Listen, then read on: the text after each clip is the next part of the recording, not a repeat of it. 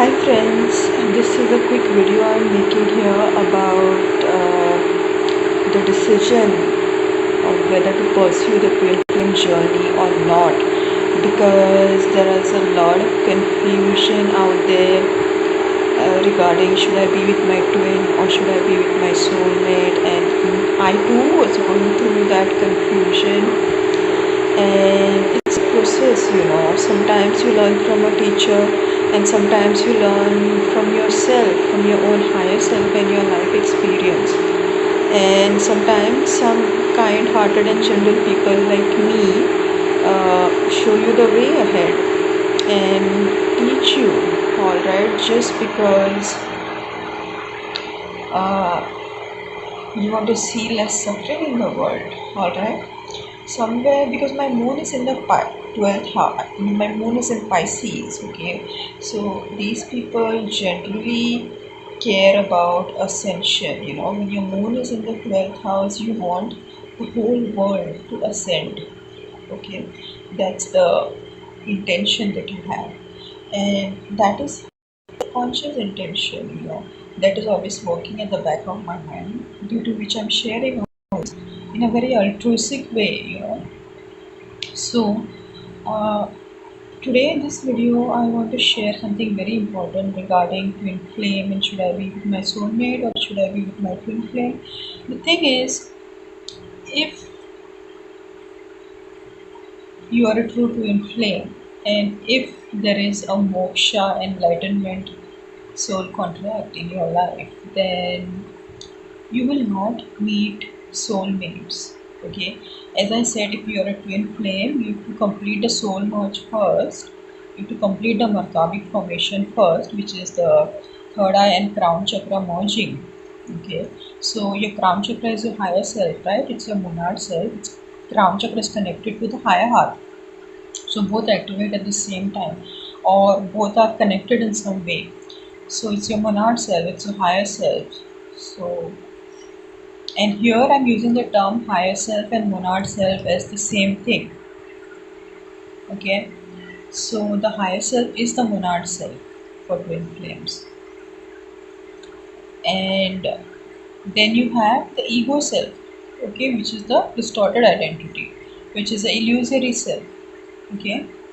And then you have the healthy ego also, okay, that is important to sustain in a 3D structure, in a system, okay. Just like when you go to any country, when you're living in any particular country, you need a identity card, you need a voter identity card, or you need an Aadhaar card, or you need some form of identity, like that. Same way the ego is. The ego is not something toxic. So today let me share about what I think about the decision regarding being with soulmate and twin flames. Again, this is my third video that I'm making, and you can see I'm not prepared for it, and it's just such so spontaneous because I have been doing a mantra for the sun. And when you are really connecting to the sun, and if the sun happens to like you, I mean the sun will like you, yeah, I mean the sun, I mean you really connect with the sun, you get all this knowledge, and it comes very fast, it comes very quickly, okay, excuse me. So this knowledge comes very quickly, and as I was doing the mantra, I got this understanding and I'm sharing with you. So if you are a twin flame, the entire process of a twin flame is geared towards balancing the third eye chakra. It's geared towards clearing the karma and balancing the third eye chakra, and mostly the divine masculine does this process through entering a marriage, a karmic soulmate marriage, and sometimes other relationships also. And he does it in a very practical way, like hands-on way, by experiencing it he clears the karma. That's the way the male energy learns, and that's the way sometimes the progress can be slow, and that's the reason why the divine masculine needs the spiritual twin to uplift him on a spiritual level, because being the grounding energy, he's not good at this part. He learns everything through experience, and that can be very time consuming. Therefore, that one part of the soul is the spiritual twin or the divine feminine who does a lot of intensive spiritual work that benefits the divine masculine. So you can, let's say for example, 50% of the soul is divine masculine and 50% is divine feminine. Now I'm talking about your divine masculine. So inside him, 50% is a divine feminine that is unconscious. So you have like Moon Venus in Gandanta, Moon Venus in 12th house, Moon Venus retrograde, that if the feminine part is carrying a lot of karma in your divine masculine.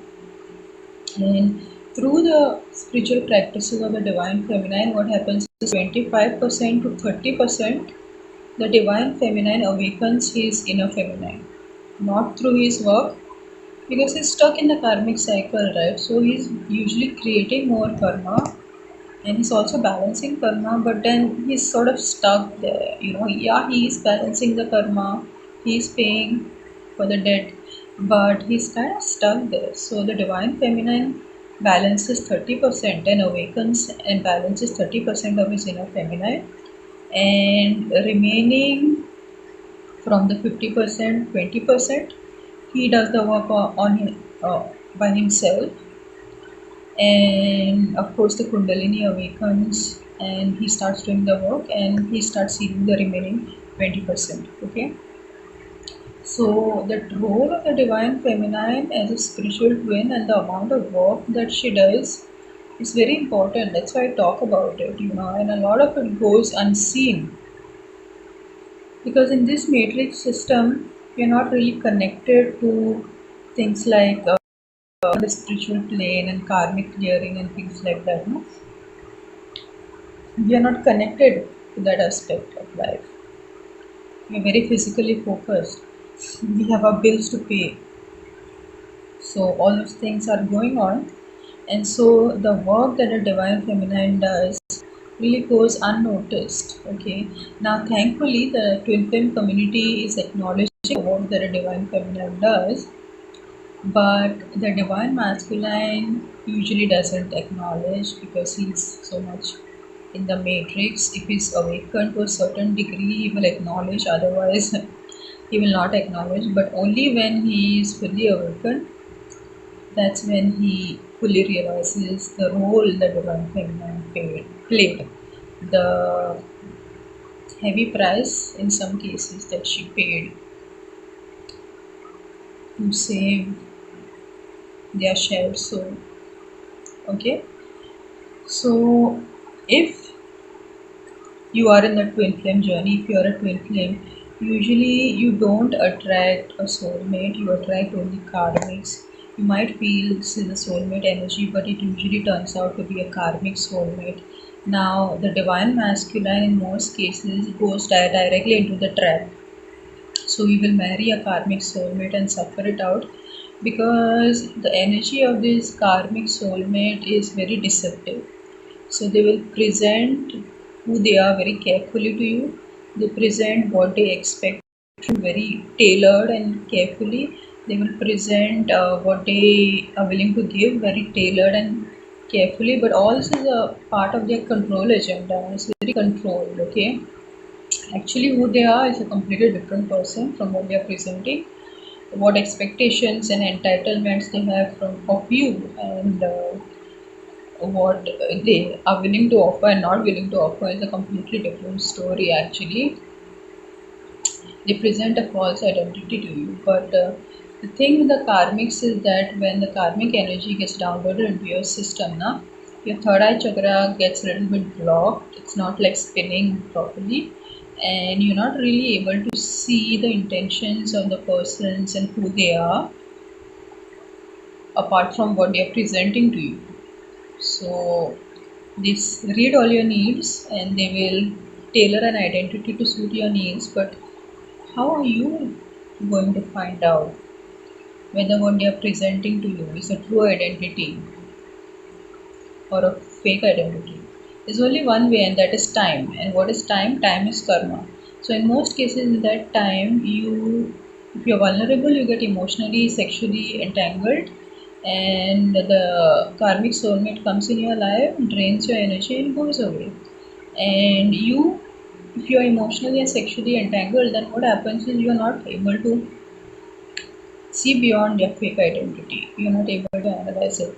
Okay, so usually in the story of life of twin flames, in the template of twin flames, they're not able to attract soulmate because they are half. They are a polarity, and until that polarity is balanced, they keep attracting polarity, which is hell, which is karma. And when the polarity is balanced, then they are at a place where they can attract soulmates, and they attract the twin flame mostly.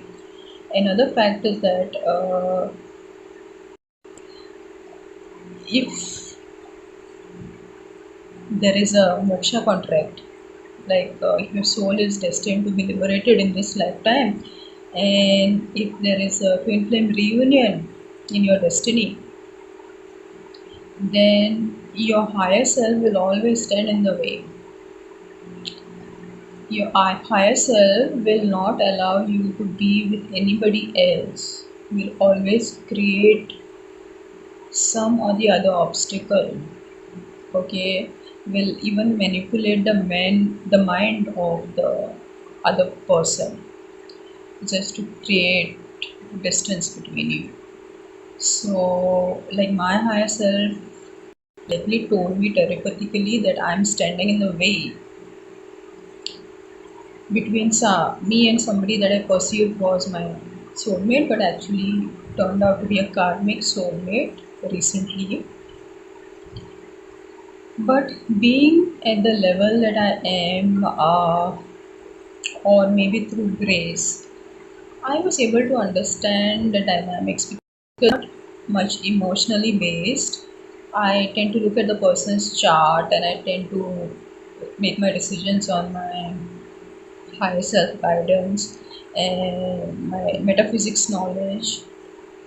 So I knew that as long as the soul merge doesn't happen, you're not really able to attract soulmates. You only attract karmics because one half of you is missing, right? It's only when you clear and balance your third eye, and your third eye and crown chakra merge, that's when the merge with the monad self happens and you become whole.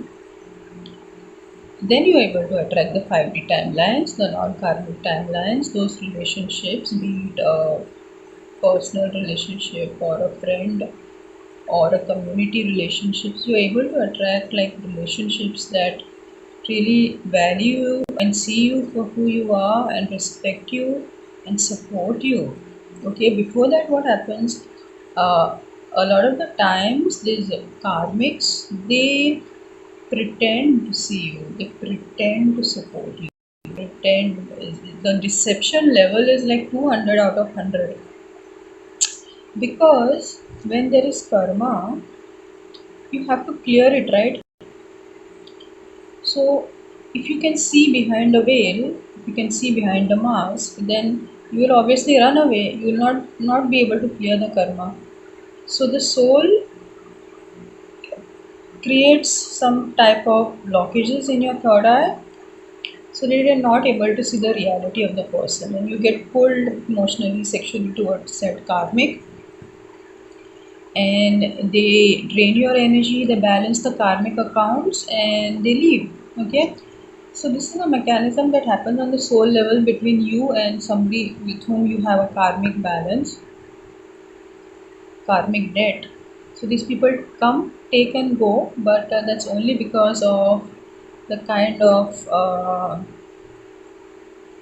karma that you're having in the chakra, especially heart chakra and solar plexus. So friends, if you're a twin flame, this video goes out to all the twin flames. Be very careful. Be very careful, because your priority has to be balancing your third eye. Let me tell you that, okay?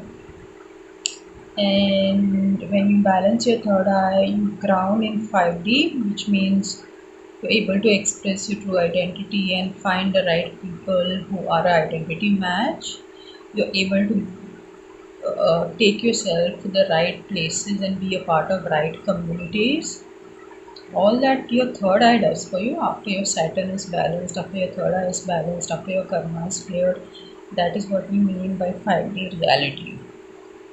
Okay, and this video was especially to guide you in relation to the soulmate relationship. Like if you are a twin flame, if you are that split soul identity, then in most cases you are destined to be with your twin itself. Okay, if you are with somebody else, it's a temporary karmic release in most cases, especially if you are with that person without balancing your third eye, without creating the third eye and crown chakra merge. Before that, if you're with someone, it's usually a karmic soulmate. Now it's possible for you to live happily with the karmic soulmate. Yeah, certain twin flames can. But again, if there is a strong destiny of moksha and liberation in your life, in your soul plan for this life, and if there is a strong destiny of being in physical union with your twin and doing the divine mission, then no, you will not be able to be happy with this karmic soulmate. You will not find that happiness. You will not find that emotional grounding with this karmic soulmate, and yourself will basically stand in the wing. These people just show up so to sort of purify you of certain impurities and improve your clarity and discernment. These people kind of show up just to mirror to you the issues that are still resolved inside you, and until you resolve those issues, just keep showing up. So these are not relationships where you're supposed to allow the energy drain, and these are not relationships that you have to take seriously in terms of emotionally grounding. If you're a twin flame, you can only ground after the soul merge, and you can only ground with your twin flame. In most cases, this has been my personal experience. I'm talking from an experience of like 5 or 6 years in the journey. And trust me, I'm not one of those people who are stuck in circles. Okay. The reason my journey has taken so long is because I have taken a huge amount of karmic load to clear. So when you have taken on such a huge amount of karma to clear, for ancestral karma, collective karma, then you cannot see the right timeline possibilities for you. As in, you cannot make the right decision, simply said. And you cannot see the right timeline possibilities for you. When your DNA is being controlled by the ancestral DNA. So you end up making the wrong decisions. You end up going to the wrong places, but not really because you're learning from mistakes. If you're going to become a teacher like me, then you're going to have to be able to relate with other people who are making mistakes, right? So yes, my friends, if you're a twin flame, usually you have to complete the soul merge first and only ground with your twin, especially if you have a moksha contract and you've met your twin flame in this life, because you cannot be creating karma with somebody else. Like your karma is all over, right? So who's the person you're going to be with? Your soul, your twin flame, your other half. If all your karma is over, then you will only be with your twin. You cannot be with any soulmate. Unless in special circumstances where the twin is not present and you have not met your twin, or the twin is not there in this lifetime. Okay, and that too, that soulmate will be another person who's actively working on balancing his chakras. He'll be a genuine person, and your relationship will be a heaven, nothing less than heaven. Because that person will not have blocked chakras. That person will have balanced chakras. That person will be a whole different dimension, because that's what you earn after you balance your third eye. That's the level of relationship, personal relationship you attract after your third eye chakra is balanced. And if you're not teaching ascension for people to reunite with their twins, then at least we are teaching ascension for people to have this type of ascended relationships where both people have balanced chakras, they are having balanced energetic exchanges and not creating karma between each other. Okay, so the planet Earth is ascending to 5D, which means we are moving into an era where people will be having a twin flame relationship or at least a soulmate relationship, but not the kind of karmic soulmates that the divine masculines get stuck in. When I say soulmate, it's not just someone who is a familiar soul and a kind soul to you. When I say soulmate, I mean to say somebody who is actively working on balancing their chakras. These are the ascended relationships. For me, soulmate is that because my Kundalini is awakened, I can't settle for less than that because energy flows from high level to low level. So, all these years of work that you have done will go in the drain, will go in the gutter if you, what can I say? I don't mean to be mean, but it's such a huge loss if you think about it. Huh? You worked 10-15 years on yourself and spirituality, you awakened your chakras, you awakened your kundalini, and now you're going to be with someone whose chakras are in balance and who's not consciously balancing their chakras. Who, I mean, you're going to absorb their karma. I really don't know how that's going to work, friends. And in most cases, if you are at that level, then it will not work with the other level. It will not work. It will not work. But trust that there are different dimensions in this universe, there are different timelines. So if you are at that level, you will attract that timeline of that level here on this planet. Okay? And these are the kind of relationships that we really want because we are helping the planet ascend. So with this I will end my video for today, and remember, if you're a twin flame, the first priority is to create the soul merge and then access the soulmate relationship or the twin flame relationship.